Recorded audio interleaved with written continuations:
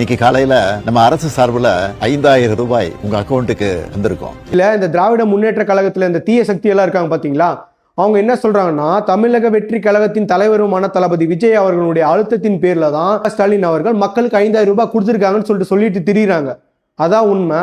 எங்க தளபதி அவர்கள் முன்னாடியே மாநாட்டில் சொல்லியிருக்கிறாரு, இந்த டைம்ல தான் வண்டியா 1000 2000 5000 எட்டு கொட்டுவாங்க, அது உங்களோட வரி பணம் தான், அவங்க உங்ககிட்ட ஊழல் பண்ண காசு தான் அது, அப்படி கொடுக்கும்போது வாங்கிக்கங்கன்னு சொல்லியிருக்கிறாரு. அப்போ உங்களுக்கு 3000 ரூபாய் 2025ல 1000 ரூபாய், 2024ல ₹1 கிடையாது, 2023ல ₹1 கிடையாது.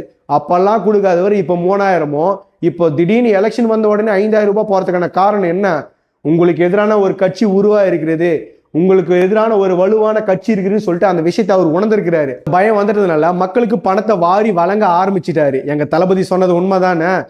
இது பத்தாம அந்த தீய சக்தி எல்லாம் என்ன கேள்வி கேட்க சொல்றாங்கன்னா, மத்திய அரசு நமக்கு தர வேண்டிய நிதியை இன்னும் வச்சிருக்காங்களே, உங்களுக்கு கொஞ்சம் அழுத்தத்தை கொடுத்து அந்த காசை வாங்கி கொடுங்களேன்னு சொல்லிட்டு கேட்கறாங்க. பத்தாம மத்திய அரசினுடைய 44 தொழிற்சட்டத்தை ரத்து செய்து வெறும் 4 சட்டத்தை நடைமுறைப்படுத்துறாங்களே, அந்த விஷயத்தை கேளுன்னு சொல்றாங்க இந்த திராவிட முன்னேற்ற காலத்திலேயே தற்கூரி தீய சக்திங்க. அப்போ எல்லா விஷயத்தையுமே எங்க தளபதி விஜய் அவர்கள் கேட்டாங்கன்னா ஆட்சியில் இன்னும் ஆணி போடுங்க உக்காண்டு இருக்காங்க. நீங்க கேளுங்க.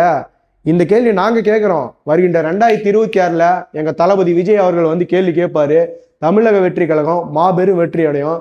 அப்போ கட்சிக்கும் முற்றுப்புள்ளி, அந்த இருக்கிற ஒன்றிய அரசுக்கும் கேள்வி கேட்டு மக்களுக்கான நிதியை பெற்று ஒழுங்கான ஆட்சியும் ஊழலற்ற ஆட்சியும் திருடனுங்களே இல்லாத ஆட்சியும் பாதுகாப்புடைய ஆட்சியும் வழங்க எங்க தளபதி விஜய் அவர்கள் வருவாரு.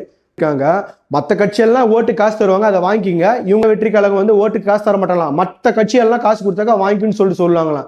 ஆமா, எங்க தமிழக வெற்றி கழகம் ஊழலற்ற ஆட்சி, மக்களோட வரி பணத்தை திருடாத ஆட்சி.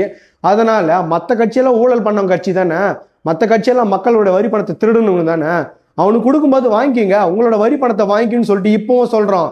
என்னைக்கு எங்களோட வாக்கு மாறாது, ஒரே பேச்சு தான், ஒரே இலக்கு தான் 2026.